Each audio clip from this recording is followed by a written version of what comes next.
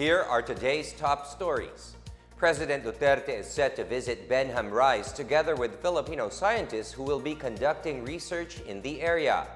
Chief Justice Maria Lourdes Sereno is not giving in to calls for her resignation amid the controversy surrounding her appointment. The military recovers the civilians kidnapped along with 2 police women in Patikul, Sulu.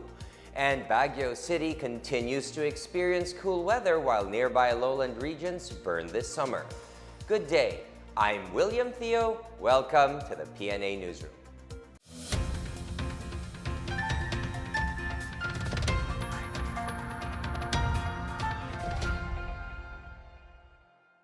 President Rodrigo Duterte is going to Benham Rise this month with a group of scientists who will conduct research in the area.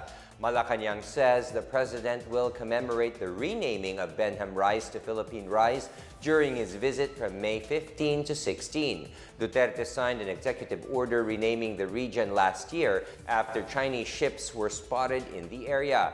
He said back in April that he would visit the region to assert the country's rights. Meanwhile, the group of 50 Filipino scientists will conduct scientific research at Benham Rise during the president's visit. Benham Rise is recognized by the United Nations as part of the Philippines' extended continental shelf in which the country has sole sovereign rights. The region is believed to be rich in marine resources, minerals, and natural gas. President Rodrigo Duterte has named Agriculture Undersecretary Bernadette Romulo Puyat as the new Tourism Secretary, replacing Wanda Teo. Romulo Puyat is a daughter of former Senator and Foreign Affairs Secretary Alberto Romulo. She has been serving under the Department of Agriculture since the Arroyo administration. Presidential spokesperson Harry Roque earlier confirmed that Teo has submitted her resignation to the office of the Executive Secretary before the meeting with the President on Monday night. Teo resigned after the Commission on Audit questioned the 60 million peso payment by the DOT for ad placements. The ads were aired on a television show hosted by her brothers Ben and Erwin Tulfo on state-run network PTV4.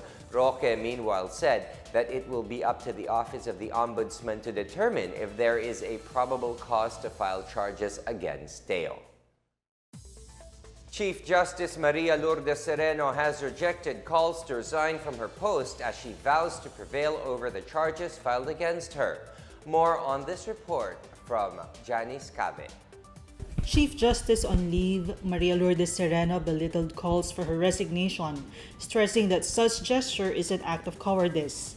Sereno made a statement in response to fresh calls from Supreme Court officials and employees for her to step down from the judiciary's top post. The top magistrate, meanwhile, said she is not closing her doors to serving the country, regardless of the SC decision on the quo warranto petition seeking to oust her from office. Sereno, however, said she currently has no plans to run for the Senate in next year's midterm elections. The Chief Justice also maintains that the decision over the quo warranto will be based on the Constitution, the law, and the right process that is clearly stated in the Constitution itself. For the PNA Newsroom, I'm Janice Cave. Chief Justice Maria Lourdes Sereno has returned to the Supreme Court, which effectively ends her indefinite leave. Sereno reported back to work Wednesday morning after filing an indefinite leave that started on March 1st. Sereno went on leave to prepare for a possible impeachment trial against her. Her return comes a few days before other SC justices are supposed to decide on the quo warranto petition to invalidate her appointment. Earlier reports said the tribunal would reach a decision by May 11. The Supreme Court meanwhile confirmed that a special on-back session will be held on the same day. The Department of Interior and Local Government supports the voluntary drug test proposed by Congressman Robert Ace Barbers for Barangay and Sangguniang Kabataan elections. DILG-OIC Secretary Eduardo Año says the drug test will prove that candidates are not involved in illegal drug activities. The drug test may be used as basis for voters who know more about the backgrounds and platforms of candidates. Congressman Barbers earlier challenged barangay and SK candidates to sign a covenant expressing intent to be tested for drugs. PNP Chief Director General Oscar Albayalde made the same call earlier while candidates from 9 barangays in Quezon City underwent a voluntary drug test yesterday. The Philippine National Police presented a suspected member of the mounted terrorist group to the media at the PNP headquarters in Camp Crame. PNP Chief Oscar Albayalde identified the suspect as Unday Macadato, who was arrested at Felix Manalo Street, Cubao, Quezon City, following complaints of the presence of an armed individual threatening residents. Macadato was arrested for illegal possession of firearms and explosives. Police intelligence discovered that he was a member of the mounted group and listed as a target under Martial Law Instruction Number 1. NCRPO Director Camilo Pancreatus Cascolan lauded the Regional Police Intelligence and Operations Unit who led the operation to arrest Macadato. Cascolan also thanked the public for their vigilance and cooperation, which led to the arrest of the suspect. Still to come, the National Privacy Commission orders the suspension of Jollibee deliveries due to a suspected user data breach. The military recovers the civilians kidnapped along with 2 policewomen in Paticul, Sulu. These and more when the PNA Newsroom continues.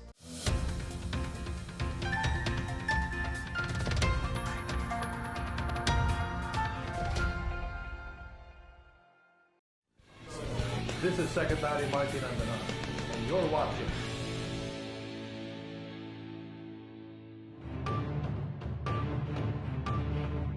Nandito tayo sa Dipolog Emergency Operations Center. Kasama ko si Mayor Uy. And of course, kitang-kita nyo naman kung gaano ka-high-tech ang kanilang operation center. Merong more than 130 cameras.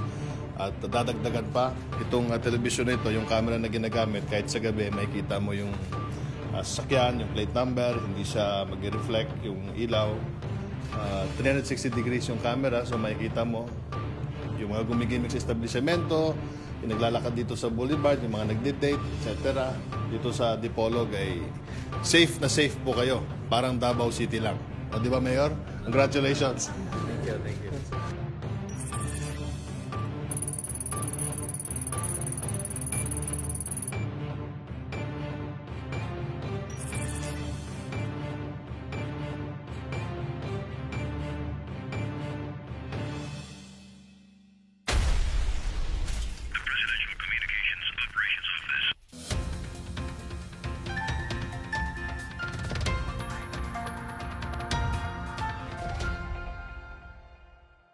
Grab Philippines is implementing a 100-day plan to improve the performance of its drivers as well as services to its customers. More on this report from Miguel Hill.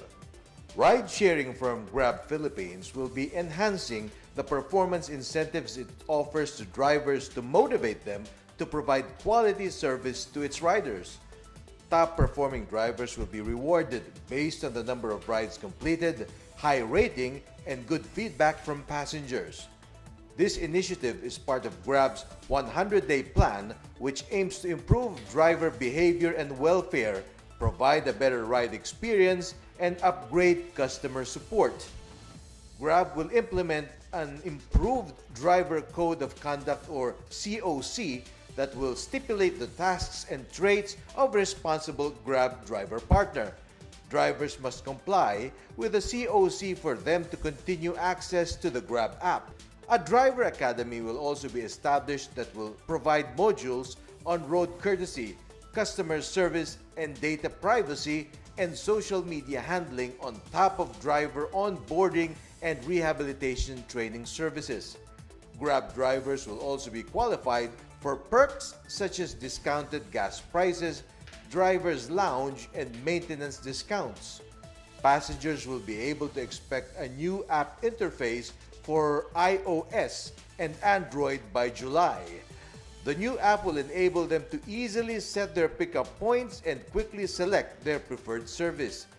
Dedicated service lines for passengers, drivers, and Platinum users will allow easier access to after-ride services. Meanwhile, Grab is seeking to impose a cancellation fee on its riders as part of measures to prevent the cancellation of booked trips. Grab is imposing a maximum cancellation of 1 trip per day as part of incentives for its drivers. Currently, its drivers cancel 8% of their trips, while passengers cancel 12% of the rides. The ride-sharing company seeks to reduce the rate of driver cancellation by 4% and passenger cancellation by 6%. For the PNA Newsroom, I am Miguel Hill. The National Privacy Commission, or NPC, has ordered the suspension of local fast food giant Jollibee's online delivery platform. The NPC also ordered Jollibee Foods Corporation to suspend the operation of all its data processing platform to the public through the internet and also to restrict external access to their networks. The order is a result of its investigation in relation to a data breach notification submitted by JFC in December of 2017. The NPC's Complaints and Investigation Division found out that JFC's delivery service website remains vulnerable to unauthorized access despite assurances to the contrary.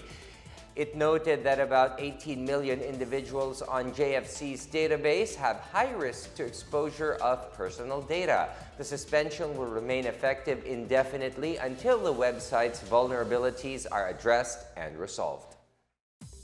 The National Housing Authority orders the review of the design of the wooden bridge that collapsed in Barangay Rio Hondo, Zamboanga City.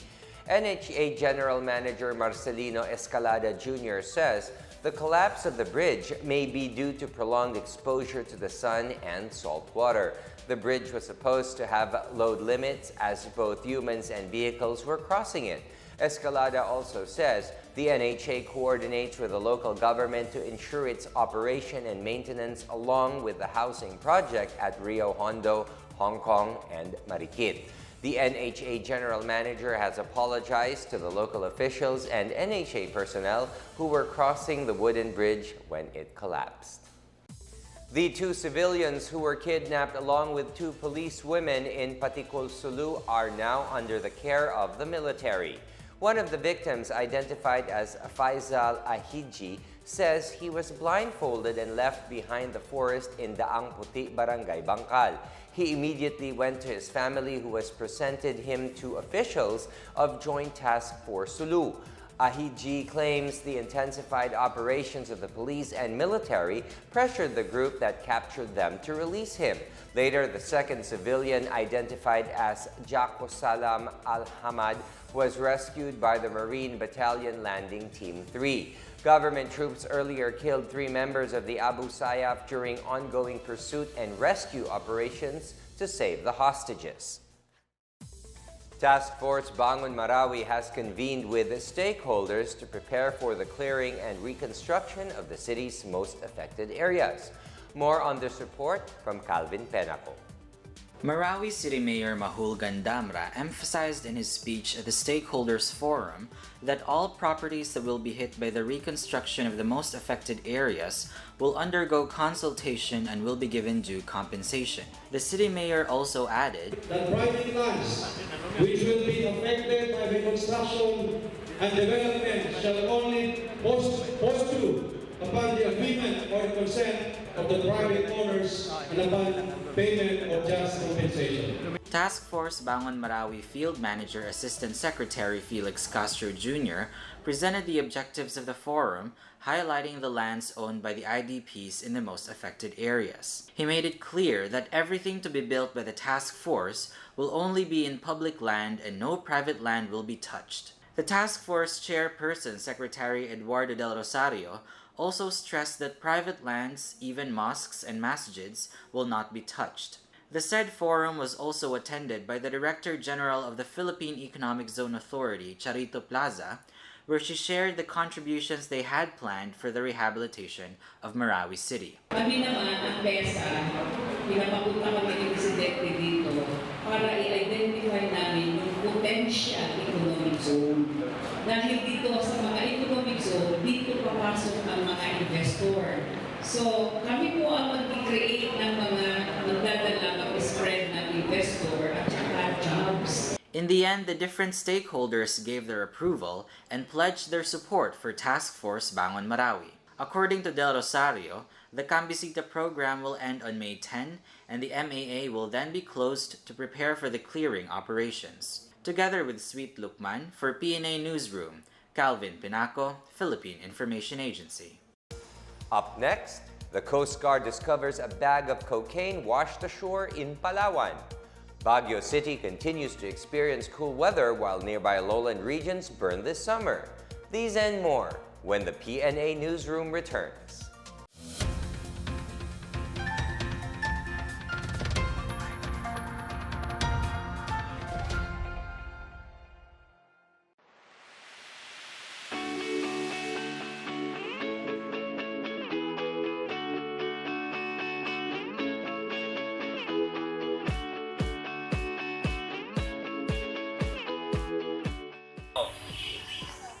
Kasi para naman yan sa mga matagalang tumitira doon.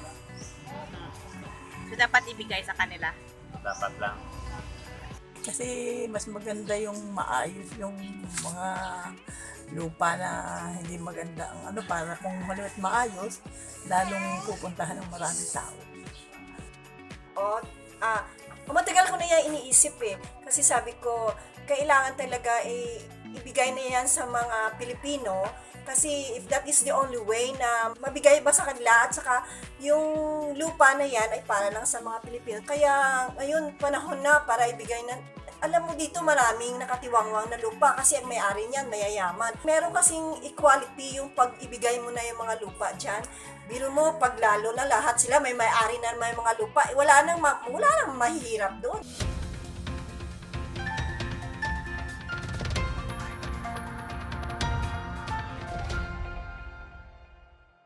The Coast Guard has turned over to the police a kilogram of suspected cocaine wrapped in a transparent plastic which was washed ashore on the coastline of Puyo, Palawan.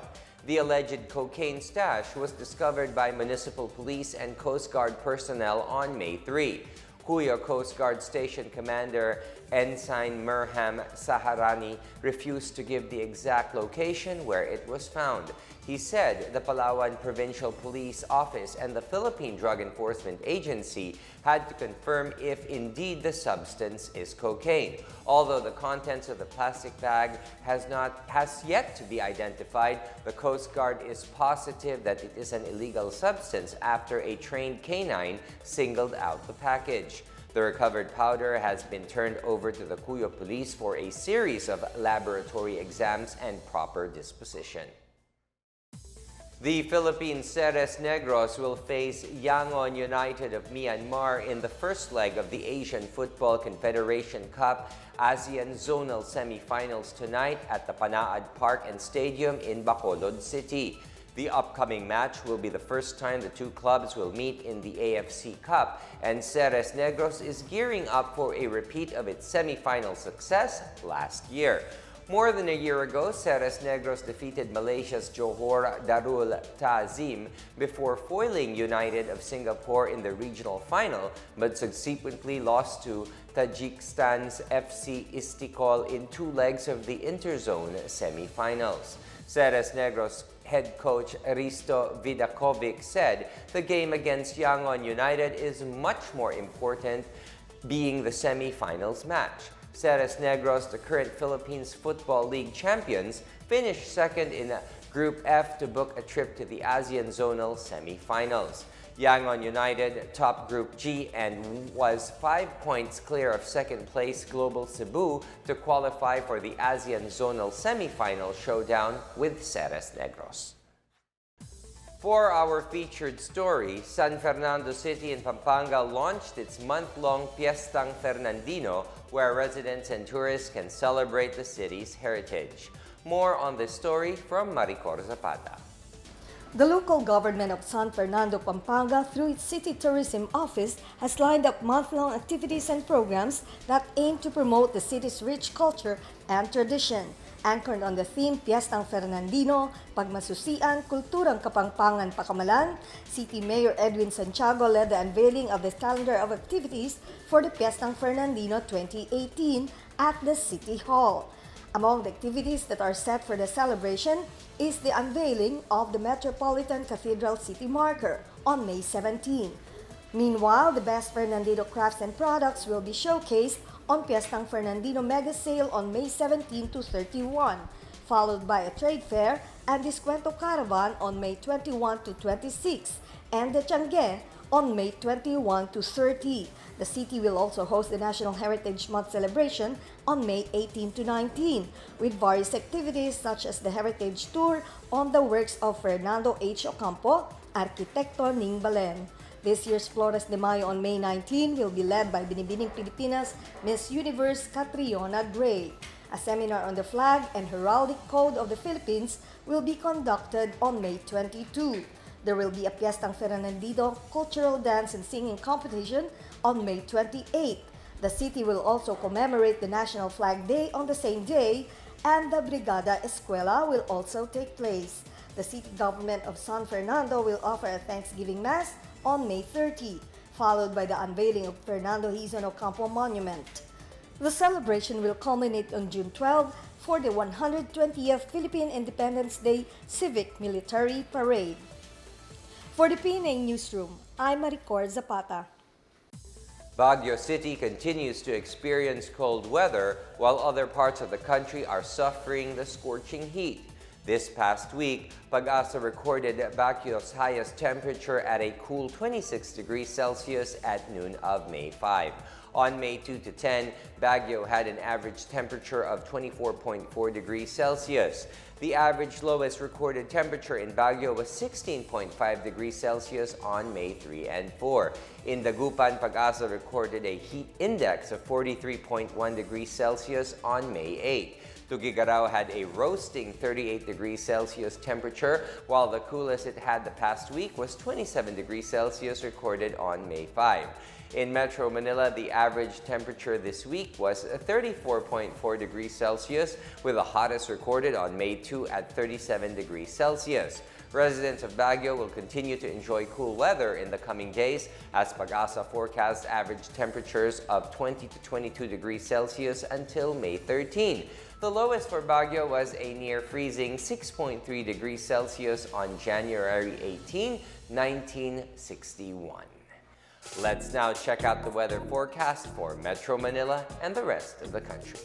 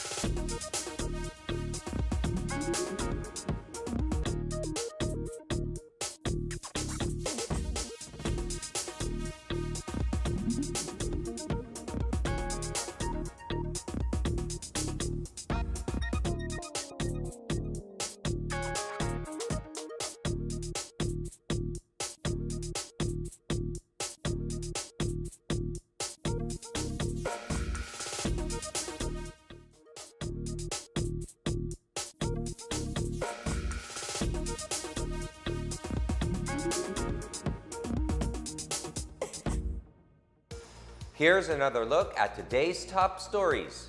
President Duterte is set to visit Benham Rice together with Filipino scientists who will be conducting research in the area. Chief Justice Maria Lourdes Sereno is not giving in to calls for her resignation amid the controversies surrounding her appointment. The military recovers the civilians kidnapped along with 2 policewomen in Paticul, Sulu, and Baguio City continues to experience cool weather while nearby lowland regions burn this summer. Thank you for watching another edition of the PNA Newsroom. To check out these and other stories, visit the PNA website or follow the Philippine News Agency on Facebook and Twitter. For more stories about the government and how it serves the Filipinos, look for these hashtags in all of our social media platforms and website. And let me leave you with this. Success can never be measured by fame or material possessions. It is a certain feeling inside when you know you've done your very best and other people notice it. And that's your daily dose of the latest news and information that you need to know from the PNA Newsroom. I'm William Theo. Good day.